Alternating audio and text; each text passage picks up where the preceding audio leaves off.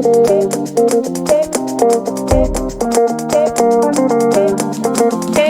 morning, my neighbor. How are you doing? Are you feeling okay? Good morning, my neighbor.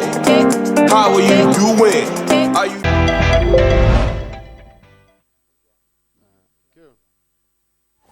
Hello, good morning and welcome to Good Morning Port Harcourt, coming to you live from Silverbird Television right here in Port Harcourt. So wherever you're watching from, whether you're watching from Bayelsa, whether you're watching from Calabar, wherever you are, you can see us. Good morning to you. It's a beautiful Monday, and well, today, of course, you know the polity is getting more and more interesting. As we speak, the PDP already started their primaries in different states, and of course, we're already aware how the things are going, though the APC seems to be shifting their dates. Well, we'll have so much to talk about today, coming from the political angle, and of course, other news making top news around the country. Welcome to Good Morning Port Harcourt. My name is Deborah Balama. We'll take a break, and when we come back, I'll be joined by a political analyst as well as a bureau chief for Vanguard in River State, while we'll look at the headlines of the news.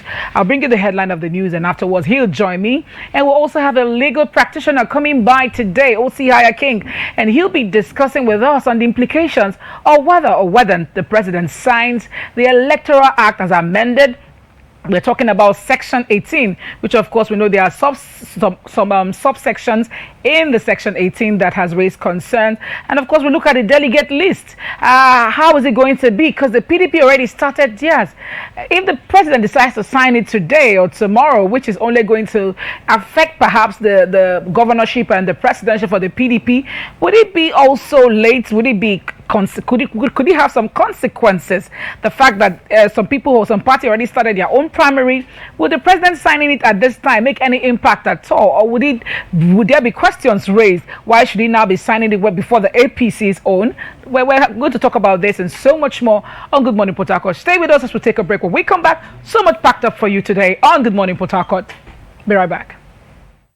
The gradual lifting of COVID-19 restrictions across the country, life seems to be returning to something close to normal. But is it really? The coronavirus is still out there and remains deadly and highly contagious, and only too willing to strike again and again and again. Do not drop your guard. Maintain good personal hygiene, avoid overcrowded places, and more significantly, get vaccinated. Remember, it's never over till it's completely over. This is a message from the Silverbird Group.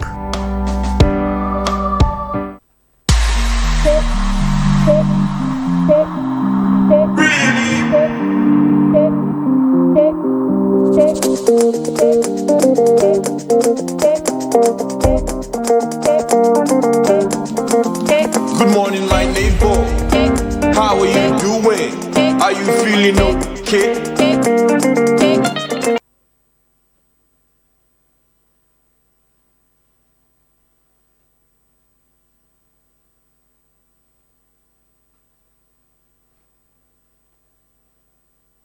Okay, stop by.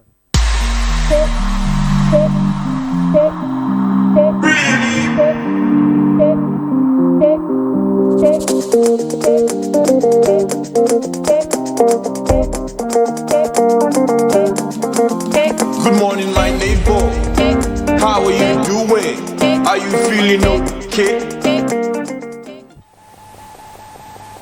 Welcome back to Good Morning Port Harcourt. We go on straight to, of course, the headlines of the news.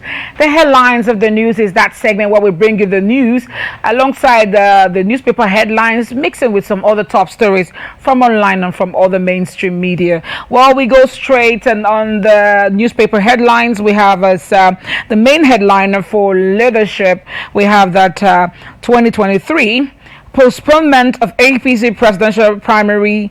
APC presidential screening unsettles aspirants. Postponement of APC presidential screening unsettles aspirants.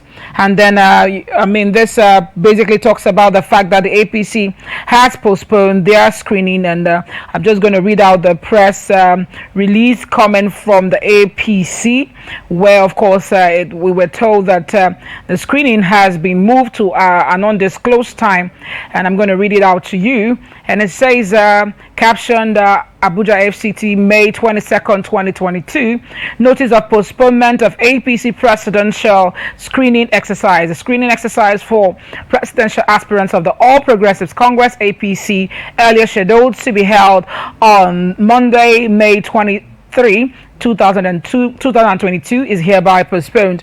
A new date for the exercise will be announced shortly. Any inconveniences caused is deeply regretted. This is coming from Barrister Felix Morka, National Publicity Secretary of the APC. Well, there are rumors here and there that it might not be unconnected to the fact that there is some indications that very secretly the former President Goodluck Jonathan is still in the race and submitted his form. And as we speak, there are rumors peddling. I don't know whether we should take them any serious or if they hold any water, that there will be some sort of cajoling for a consensus, and that is the only way he would make his intention public if the party decides to do a consensus. Well, we hear that there are meetings that are going to be taking place today, and that might be what the discussions may be, as the president is calling the aspirants together to try to negotiate for, of course, a consensus, and after which there will be meetings with governors of the APC controlled states as well, all in the area of them trying to talk to them about a consensus. Will that be possible? Looking at big players like Asiwaju Bola Tinubu, do you see him conceding to that? I don't know. Let us see how that goes. And then we'll go to the Punch, where we have that crisis rocks APC. Crisis rocks Rivers or your Benue APC factions reject delegates list. Well, as it stands right now, you all know that last week delegates were elected in the wards around Nigeria. In Rivers State, there was, of course, election in the 319 wards, where 3 delegates per ward were elected. Well, this headline indicates that there are discrepancies coming from the processes. It went on to explain that process skewed in Rivers, no delegates election in Benue, factional leaders cry out. Adelabu, Folarin factions produce 2 delegates list in Oyo, await NWC verdict. Well, there are indications that this process went very smoothly in some parts of Nigeria, but in some parts it is believed that there are some cries of irregularity, saying that it was one-sided, and these other factions, especially states that have factions, all right, and River State seems to have been mentioned here, going by, of course, you know, we have the Magnus Abe supporters and the Rotimi Mechi supporters. Then we go over to Daily Independent, where we have that domestic airlines lose 1.5 billion monthly to blocked seats. Well, this is saying that the situation of the policy on book on hold, where you have to book your flight and then perhaps pay on a later date, has made a lot of the airline companies lose money, and they are looking at revising that policy of booking on hold. That's what we have. And then also we have there that 2023 election, Otomi, Falana and Jega, Third Force adopts Labour Party. And then we also have that the FG appoints acting accountant general of the Federation. And we go over to the next one, where we have Nigerian News Direct. And on Nigerian News Direct, it says APC postpones presidential screening exercise indefinitely. We already brought you that details. And then we'll go over to This Nigeria, where we have that 2023 PDP APC presidential primaries clash of titans. And they went on to examine the face of Rotimi Mechi amongst the titans that are clashing. And they actually gave Wike, Saraki, Tambowa, Atiku as their front runners. This is coming from This Nigeria. I'm guessing this is an article. Well, must be by a columnist there who actually took time to detail this. I don't know why they would choose to exempt a frontliner like Rotimi Mechi from such a heading. However, they gave these people as their frontliners. And of course, we go over to the next story, where we have the Nation drama clashes upsets as PDP reps assembly primaries. Okay, there have been several dramas coming from River State. There are claims from different quarters that most of the people who were actually not like a core Governor Wike people were exempted from the primary by screening them out due to several reasons, and that there was actually no election. It was just a selection. They just queued up and were voted. Well, we don't know how that treated, but anyone who has maybe a grievance knows, they actually know how to channel their grievances. I believe there are appeal panels for these elections, and they should go forward with their appeals. I believe every party has that day they have set aside for such appeals to be heard. And then we'll go over to APC, of course, to Nigerian Express, where it has that APC presidential ticket drama, deftness, deceit. Whoa, this is strong. As goes on to say, as Tinubu, Amechi, Shibajo, and Lawan, others woo delegates. Well, this is what it is. Right at the moment, it's been the weekend was filled with so much thick politicking as the APC presidential aspirants all took their turns to go to different states, and of course, one other presidential aspirant from River State, known as Jack Rich, also was on the trail of people who were going around to campaign, and this we saw them in some of the northern states. One is leaving, the other train is coming. It's been politicking all the way, and there were concerns raised for those who are incumbent, saying that they've been using state funds and they fly private jets, they fly state jets on the cost of the state for their personal campaigns. Well, who would look into this? Well, I guess it should be after the elections, perhaps. For those of them who will not be having immunity, they might be meant to answer some of these questions. Your guess is as good as mine. We are not EFCC. They know how to do their job. Okay, so we'll go over to the Nation, where we have that with drama clashes upset the PDP, and well, that's the much we can take from the papers. And then we go over to Daily Trust, where we have that aspirant regional leaders in final push. Tribune says APC again about screening of presidential aspirants. There's been a lot of postponement. And these days says Wajiba Tinubu Shibanjo are motion not suitable for Nigeria's current work plan. Why would they say that? Find out from this day. And then we go, of course, to the Premier League final day. We go over to the Punch Sports, where it talks about the Premier League final day and goes on to say season 2021-2022, who won, who lost. Well, these are more you find on the Punch Sports. And then we go over to other stories making the round. And here we have a very bad incident that occurred over the weekend. I don't know if you people did see the gory pictures coming from Anambra State of a House of Assembly member whose head was beheaded and kept at a place around the city for people to see. And that was quite a gory sight.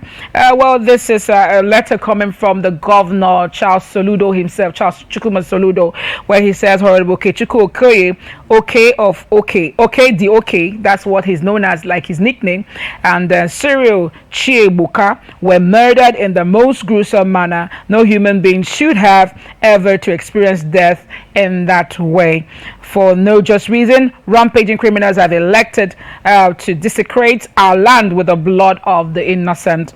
And then this is a test of our resolve, and we are more emboldened than cow that this criminality must be stamped out of our land. Umunnim, he went on to say in Igbo language, which means my brothers, this is not who we are. The party is over, political period is over, and every community must brace up to join forces with government in this war to reclaim our homeland. He went on to say, okay, and Syria will never die in vain. The governor also said God should console the young families of this people who lost their life. He also placed a 10 million naira bounty on for anyone who has useful information on how these people were killed and who knows how to trace the killers of those two people. Well, this is coming from Charles Chukwuma Soludo, the governor of Anambra State. Quite a time to be governor of Anambra State, because recently the hostility there has taken a new turn, kidnaps here and there, and this is a new one now, like to see someone beheaded and with so much confidence, and they place this the head of the part of this man's body in a place where people can see. Such a gory sight. We can't bring you that, all right, but this is what the governor is saying: a 10 million naira bounty on anyone who has useful information as to how they can actually be able to get the people who perpetrated such a heinous crime. And then, of course, coming from Bayelsa State, there seems to also be some sort of restiveness as regards to the election. PDP primaries, Iworiso Maxe reacts as Tompolo is killed in Bayelsa State. A leading aspirant for the Obia Federal Constituency ticket of the People's Democratic Party, Daniel Iworiso Maxon, has condemned the murder of one Michael Isaiah alias Tompolo. This happened during the primary of the party in Obia. Obia is actually the local government of former President Goodluck Jonathan. And Iworiso Maxon, in a statement released and sent to Daily Post in Yenagua, said that killing of Isaiah was barbaric, and said that this is not what politics is not what taking the life of anyone. Nobody should do that because of political office. He called on security agents to go after the killers and their desperate sponsors, insisting that those responsible must not go unpunished. Well, this is actually what the turns of events is looking like. And also last week I also heard of the death of one of the PDP local government chairmen in Akwa Ibom State. And well, this is how it's turning a political period. A lot of things happening, a lot of drama playing out, and it's taking some lives as well.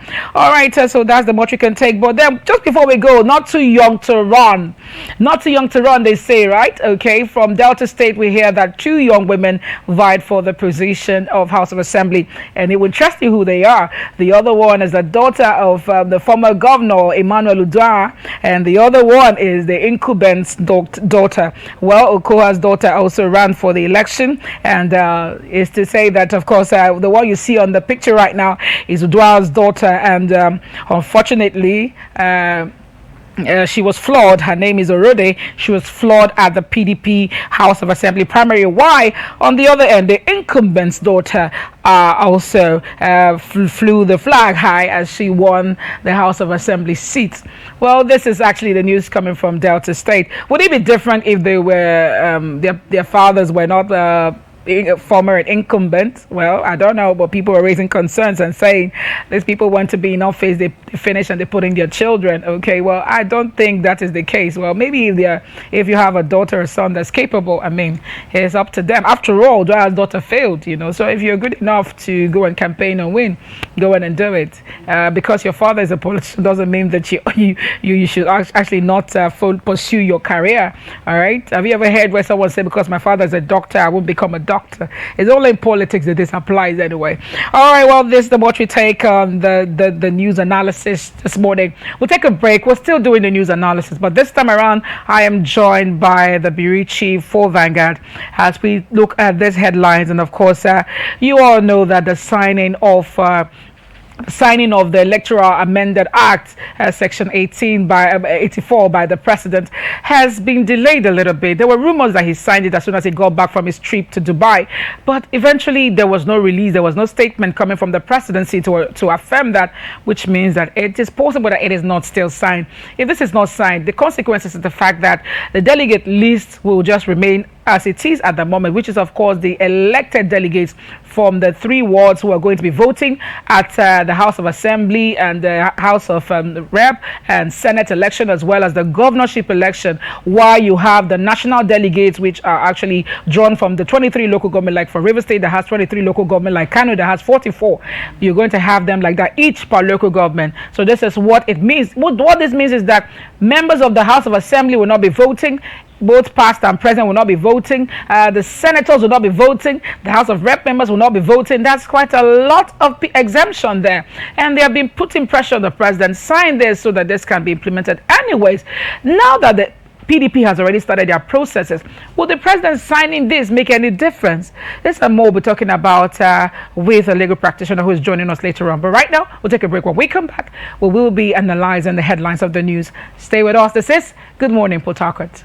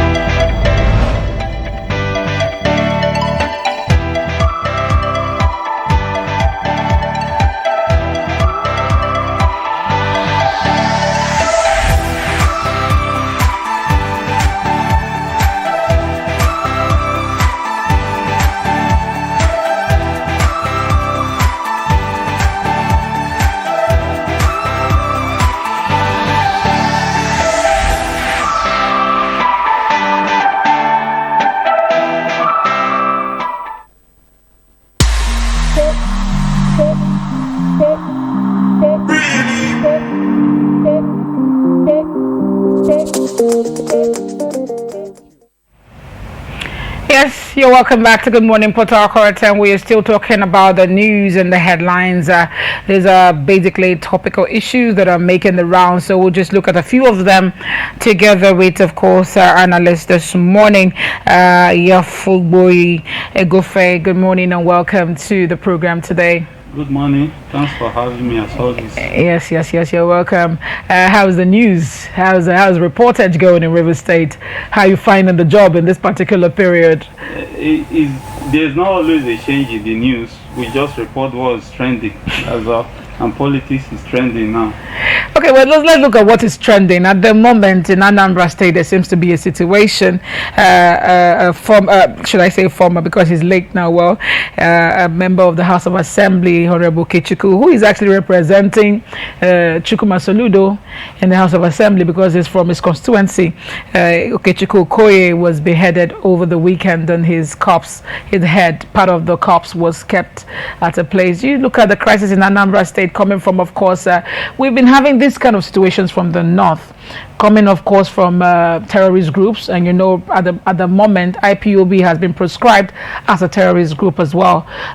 Do you look at this as a insecurity problem deepening, because now we have also issues in the southeast? What is your take on the insecurity issues in the southeast at this time? Well, of course, it's deepening, and the first thing that comes to my mind is that it puts a question mark on the preparedness of the governor to actually lead Anambra. I did a piece before this happened. There was some incident in Ozubulu where they also killed some persons, and I think it was published in The Nation and some other daily. I expressed an opinion titled Soludo Too Early to Slumber, that the governor doesn't seem to have had, aside all those his grammar of economics leading to his victory in the election, does he really have a plan to actually lead Anambra under this current situation of deep insecurity? And I did say that the guy should have known that governing Anambra, and a very, very volatile Anambra, is not the same as governing the central bank. So Soludo doesn't seem to be prepared to actually lead. We have spoken all the big grammar, and he has won the election, and under him you just see all the killings. These ones we are reporting, there are more that are not reported. If you ask stakeholders in Anambra, you know that on a daily basis there are mindless killings that are not reported. And you see his expression, aside putting in that bounty, you see what he was talking. He wasn't talking like the leader in Anambra, he was talking like the ordinary person that will empathize with the family. Oh, this is a barbaric killing, this shouldn't be happening. It is not in his position to start talking like the ordinary Anambra person anymore. What are the modalities you have put in place to stem this tide of insecurity in Anambra? So I think it's a question mark on his readiness to govern Anambra. And I'm still looking at Anambra. During the electionary period, they put on hold their sit at home, for that period, just to allow the electionary process to go well.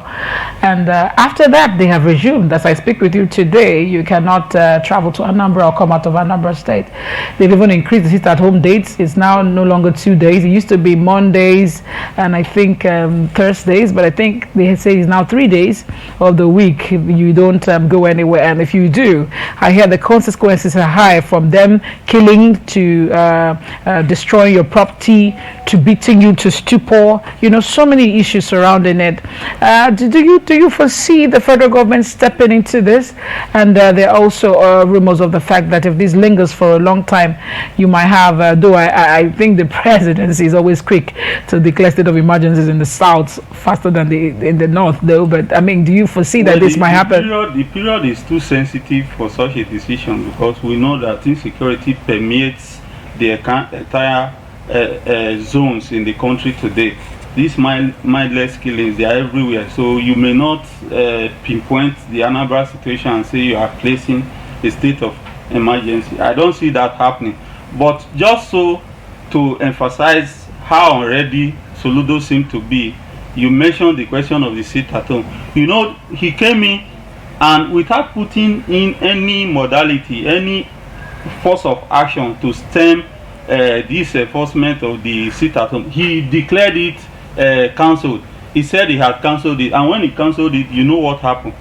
These men went to his local government, burnt down the secretariat, and killed some persons to show their to prove their show of force, their bragging rights in the state. So it's more about him really sitting down and thinking before he would act.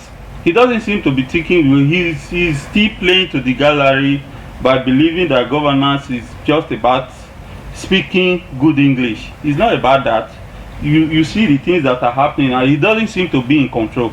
And the sooner he changes his plan to think before he acts, the better for Anambra. Okay, all right. So we just quickly look at also the APC. They've been postponing and postponing and postponing. First of all, they had they postponed like 2-3 times, just like the PDP did theirs for a long time before they eventually fixed their dates. And now we hear that the screening has also been postponed. There are speculations that it could be linked to the fact that they are trying to get a soft landing to former President Goodluck Jonathan, who is also rumored to have submitted his form quietly. The form has bought for him by some northerners. He has submitted it quietly, and he is saying that until there is a consensus, he's not going to come out to the open to declare this. Do you think that this could have some water, that for them to have postponed their screening maybe before he would show his face? Because definitely he will be screened, and if he does go for the screening, then of course there will be media presence around the secretariat, which might eventually unveil his face. These are speculations. Do you think that this speculation might hold some water? If you recognize that there have been timelines, these timelines have been set over time, then you know that it is not just like it is because of Jonathan. These were timelines that have been set. All the time the speculation has been on that Jonathan will run.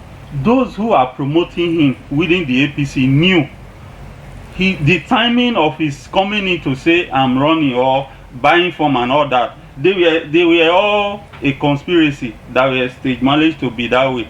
Let's keep the mainstream APC people who have collected form to stay for some time, and when we are close to maybe screening or the primaries, then we'll bring in Jonathan. All these are scripts that are being played.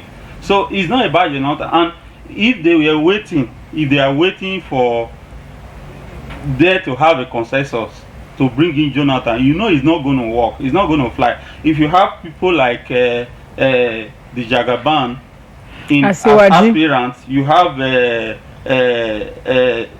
very, very stubborn Amechi as aspirant. You have all these set of persons as aspirant. There's never going to be a consensus. If there's going to be a consensus, it is not going to be a consensus to bring in Jonathan. I can tell you that. They will have to go to the field to slug it out. Maybe a consensus to reduce the number to a certain number. It will reduce the number, but certainly not to have Jonathan as the consensus. But looking at it, other aspirants have gone for campaigns, they've gone to negotiate, they've gone to lobby, they've been doing quite a lot. And even Umahi, that people seem to not feel has been doing a lot in terms of campaigning, said on air yesterday that during an interview that he also has been doing on the ground. He goes without the media. So everybody has been going somehow. Just the same way Umahi is going without media presence. Do you think that perhaps Jonathan has also been going without media presence? Because I was shocked to hear that Umahi has also been campaigning, though he said he's been doing his own on the ground. He doesn't want people to know his delegates, people who are voting for him. But do you think that he might have been campaigning as well somehow secretly? Ask me, the Jonathan joker is not even about him consulting with stakeholders. This is something that is being managed by power brokers in the APC. He doesn't need to go and start canvassing for even the votes of the delegates, because those other persons have been in touch with the delegates all this time. He's just coming in. His own is a case of having the president backing him and some other power brokers in the APC backing him. That's when he will come in. Otherwise, if you say it's about him going out to canvass for vote, to consult stakeholders or delegates, he's not going to cover much ground doing.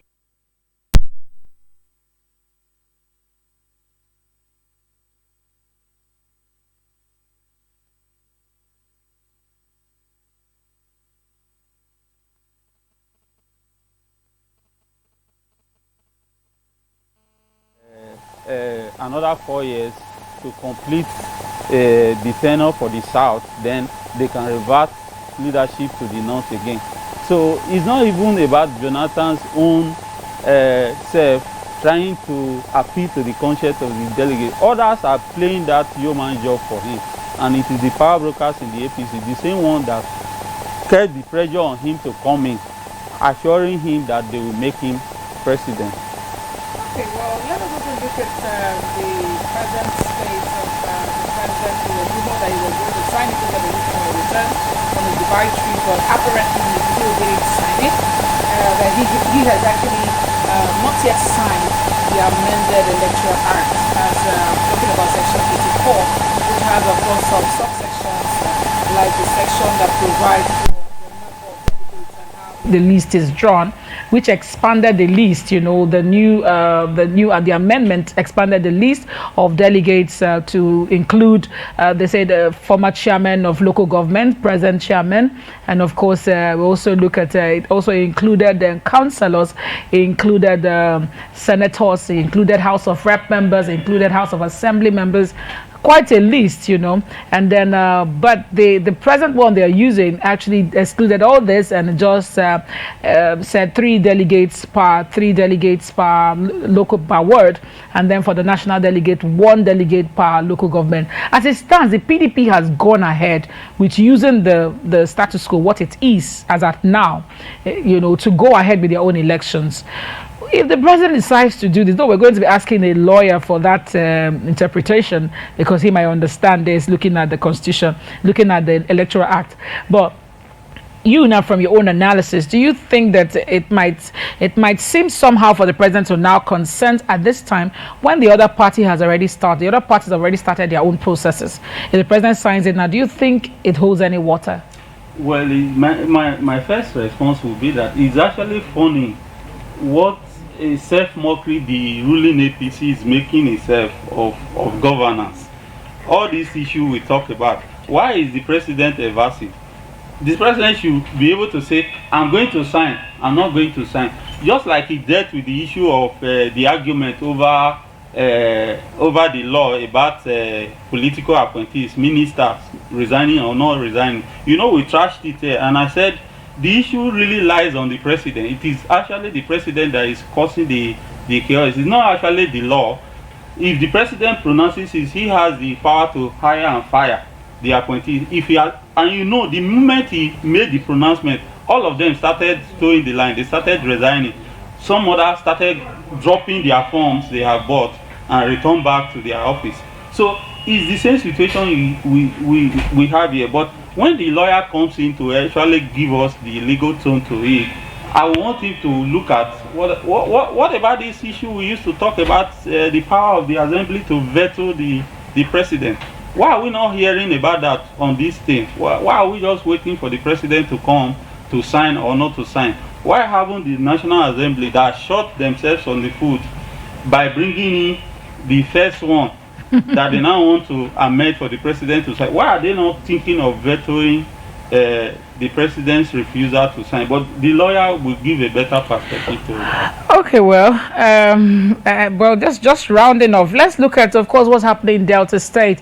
There had been people raising dust on the fact that these leaders are bringing in their children to fill in positions. We have a situation where we hear that James Ibori's daughter also ran for House of Rep, but should I say at the moment, should I say fortunately or unfortunately for her, there's a tie, and well, I think they might have to have a rerun for that election. However, we also have a situation where Emmanuel Udua, former governor Emmanuel Udua's daughter, also ran for House of Assembly, as well as the incumbent governor's daughter, Okowa's daughter, also running for House of Assembly. However, looking at it, do you think that it's a situation of pass on to the next generation from my lineage? Is that what you think it is? Of course, it's always been there. It is not peculiar to data. It's always been there, where when these politicians are coming on age, they bring in their children. You know, the Sarakis of Kwara State, they are quite many. They just do it. But it's just that in the Delta State situation this time, it was too pronounced. all the former governors from 1999. Uduaghan bringing this, incidentally, the daughter who has a tie now with the incumbent member representing that federal constituency has been in the house for 2-3 tenures or so, and he's been in the house. He's been a principal officer in the State House of Assembly. So the father is kind of trying to elevate her to the national stage. And then you also saw Uduaghan coming in. And when you begin to look at the result, you also begin to appreciate that there may be friction among these 3 persons who have been the 2 former governors and the incumbent, because everybody had expected that it would be a smooth ride, just like it was for the incumbent's daughter. It would be a smooth ride for Governor Uduaghan's daughter, at least to get the state assembly ticket. But you know, we were told when the result came out, she failed to make it. And you know, there has been this vendetta kind of between the incumbent governor and Uduaghan. You know, in the time of Uduaghan didn't want Okowa to have the party ticket, so he retired a permanent secretary and said, "This is the person I want to be governor." So after all the intrigues, incidentally, the preferred aspirants candidate for Uduaghan failed. So when since Okowa came in, he has ensured that he brings down the political structure of Uduaghan, and this may just be a kind of deepening that conflict between the two. Okay, well, just before we go, you as a reporter in River State, what do you make of the River State just held House of Assembly and House of Rep primaries for the People's Democratic Party? Going by the processes of screening and processes of election, do you think it was indeed free and fair, and everybody had their ground to run? Was there fair standing for everybody? From your reportage, what you've noticed so far? Well, free and fair is relative here. Free and fair will be whether were there irregularities in the voting. There has been the election of delegates, the ad hoc delegates across the party, and nobody has raised any issue. And then election came. I think the first thing I did yesterday was to call the PRO of the party, the state PRO, to ask, are the primaries holding? He said yes. And by evening of that day, they have had a seamless exercise, so to say, because the results were clear. They brought out all the results for all the constituencies and all the reps offices. So to that extent, you will say it was free and fair, except we will not sit back and start hearing the cries of those ones that we didn't favor. Yes. Okay, well, but there are reports from different quarters of people who are crying foul that most of the people who were not really giving the go-ahead to run by Governor Nyesom Wike were screened out either by not paying their taxes or party levy or one thing or the other certificate, while the other people who are core Wike people had the clean slate to run from that. So what basically happened was there was no election. It was more like selection at the primary, as they just queued to vote one person.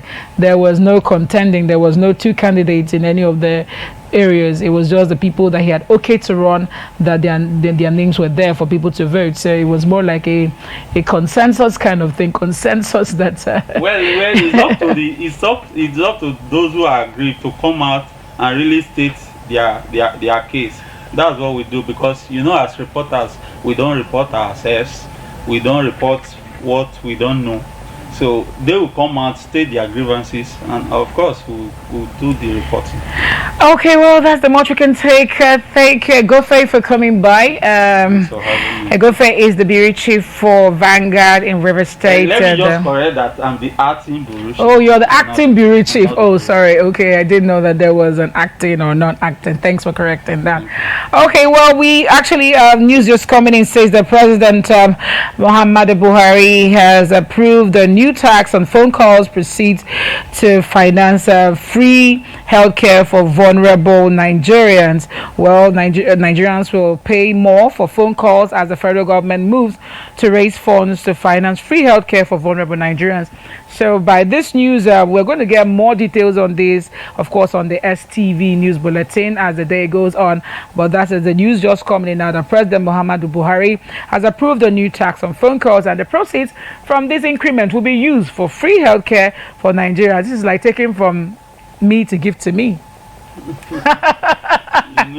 VAT is still in the air. We don't know whether VAT will go to the state, so they need more stream of income. It's okay. We'll take a break, and when we come back, we'll be bringing in a legal practitioner, OC Higher King, with us this morning as we look at the implications of the president signing or not signing the Electoral Act as amended, which of course, he already described it as medicine after death for the members of the Senate and the House of Rep. Okay, we'll take a break. When we come back, the show continues. Stay with us on Good Morning Port Harcourt. Be right back. Good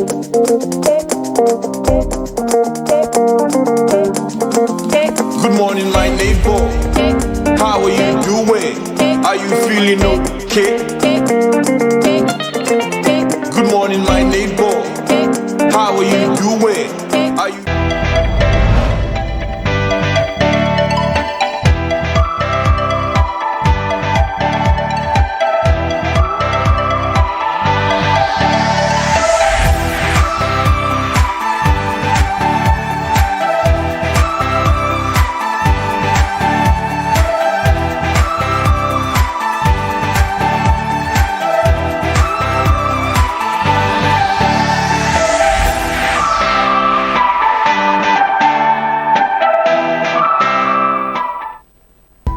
With the gradual lifting of COVID-19 restrictions across the country, life seems to be returning to something close to normal. But is it really? The coronavirus is still out there and remains deadly and highly contagious, and only too willing to strike again and again and again. Do not drop your guard. Maintain good personal hygiene, avoid overcrowded places, and more significantly, get vaccinated. Remember, it's never over till it's completely over. This is a message from the Silverbird Group.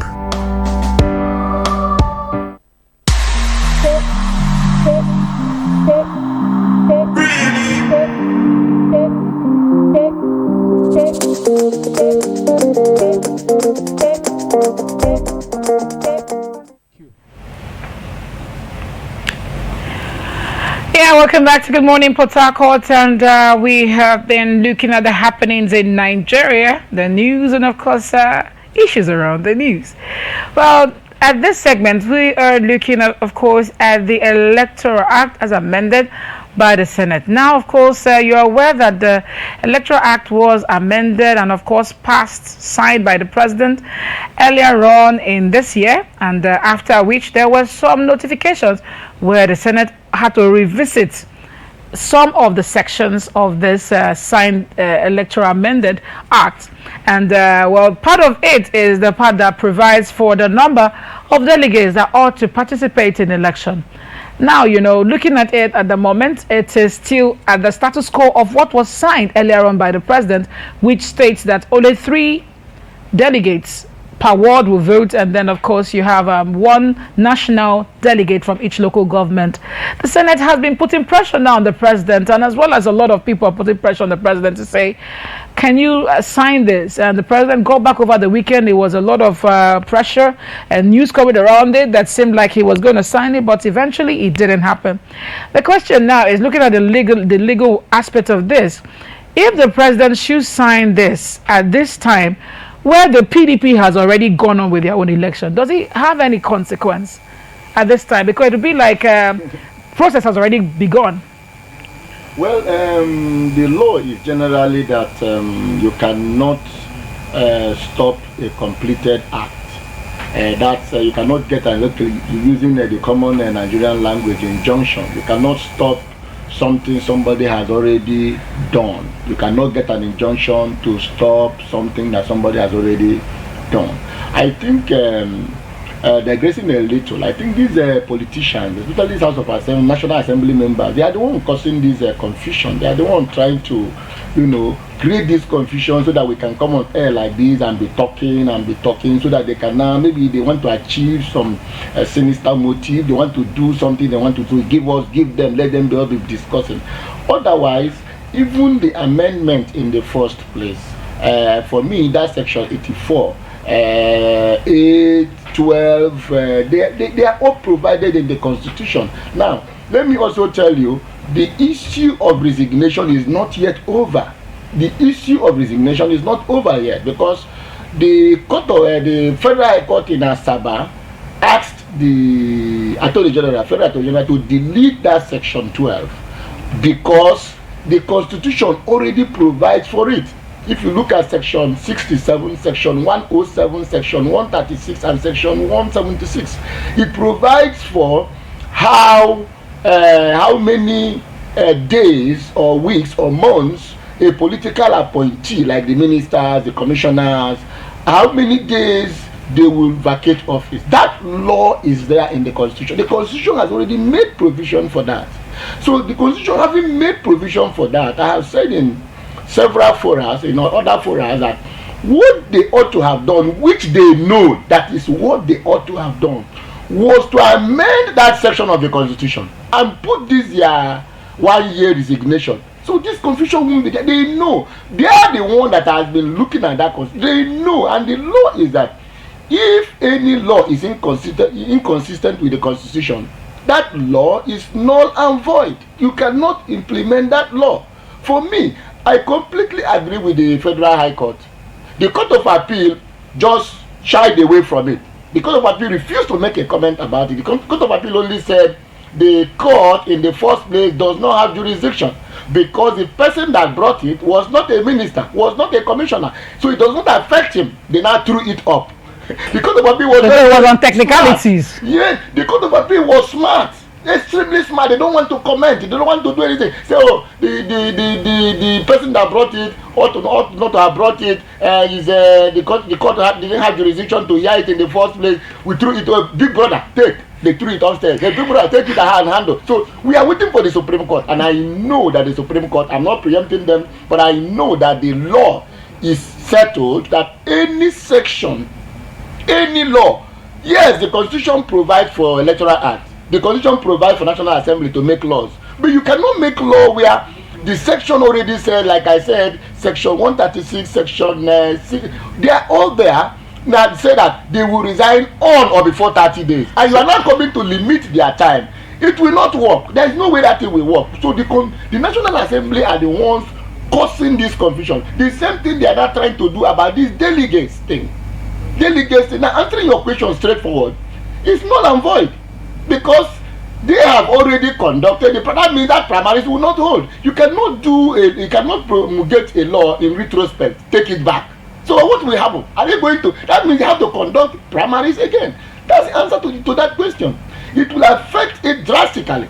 That if the president signs it today, that means even the 100 and whatever, what do you call it again, the resignation, 250, 1 year, let me just use the word 1 year, that the new provision provides that ministers, commissioners will resign 1 year. 90 days. Not 1 year, it's 1 year. Okay. 200 and something days also. Okay. So it's up to 1 year. No.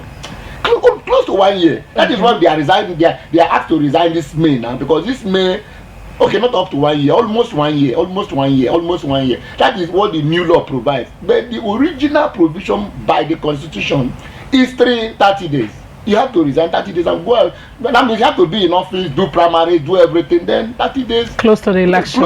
You now resign. I think this particular new law provides for you to resign before the election, primary election. Time. You have to resign a long time. Some of them resigned, some have not resigned, and all that. Probably we are still waiting. Now I ask the question: what about if the Supreme Court says that section 8412 is null and void, like agrees with the High Court, and says that means everybody that has resigned before we come back to his position? So are we not? They are confused. Well, resignation is resignation. No, it's not. You have to be reappointed anyway. No, I don't agree. If if I agree with that position that anybody that have resigned have to reappoint, I saw if Falana argued it, have to be reappointed. Yeah, have to be appointed. But I'm saying, what about in the next 1 month now? The Supreme Court now says no, that I agree with the High Court, I agree with the Federal High Court that you ought not to resign because the law says 30 days. They will come back. Or else the Supreme Court goes further to say, going by this, every resignation that was done based on this law should be reappointed. No. Because you cannot force the president. No, it's automatic. We have a caller. It's automatic. Let's take this call. Hello, good morning. Status quo we maintained. That's what Hello. Hello. Yeah, good morning. What's your name and where are you calling us from? Please, there you go with your contribution. It's just for nothing. Okay, go on. Go on. We need a new leader to lead us. Okay. Okay, so sorry, I think you're not getting the topic being discussed. This is not opinion poll.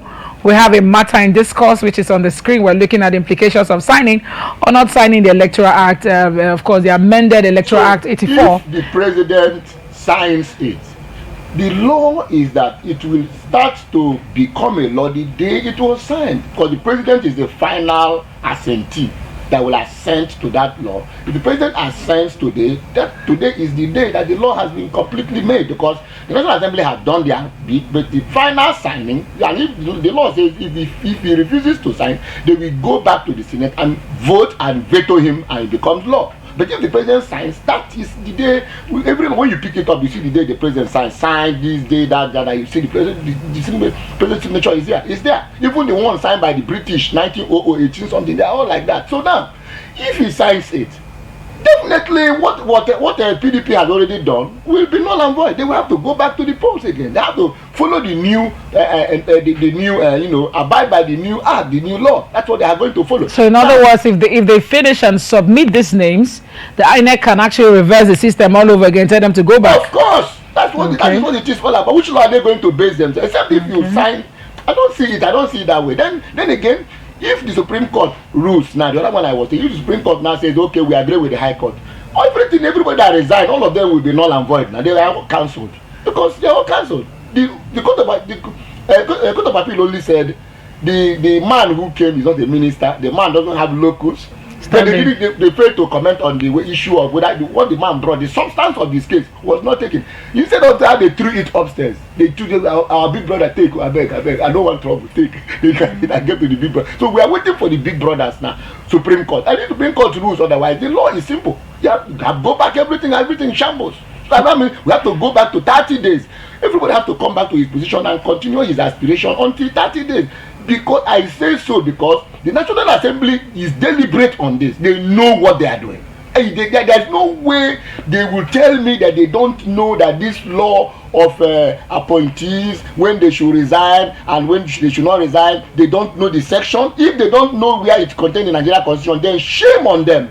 If they tell me that they don't know, the president of the Senate, senators, the House of Reps, Speaker, and all the members, they don't know where it's in the Constitution that says it is 30 days. 30 days. Go and amend that ground norm.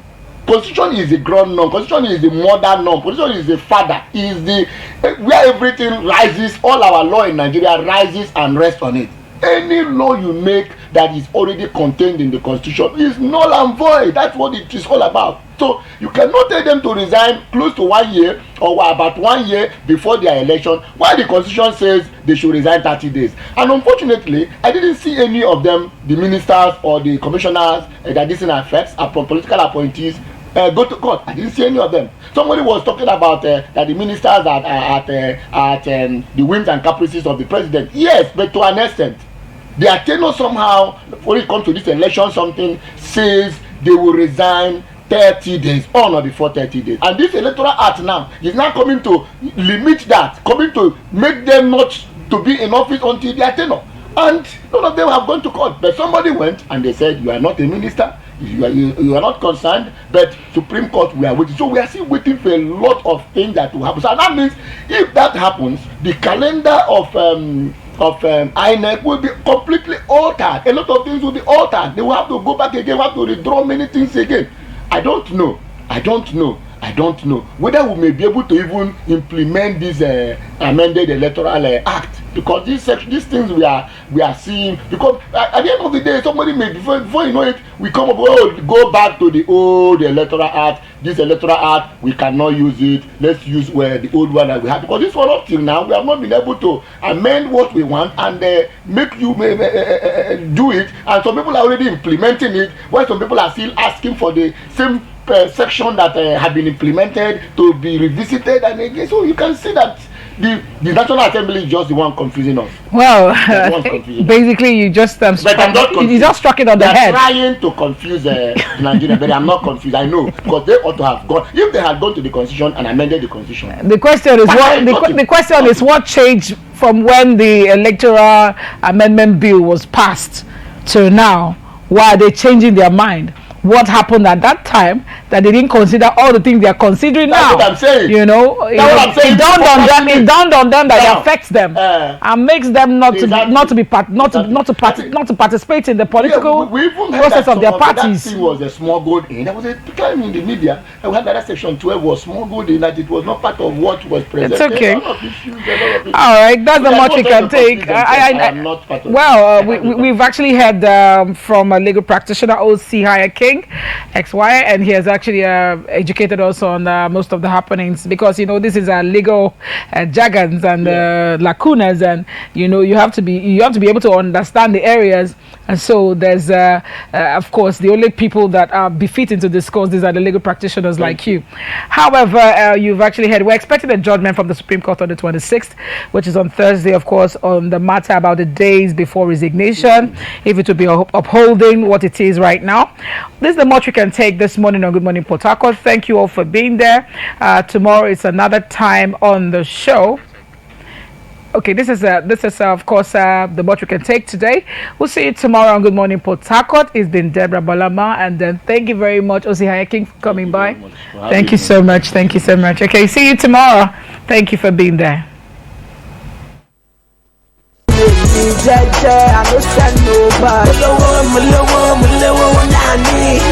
But now,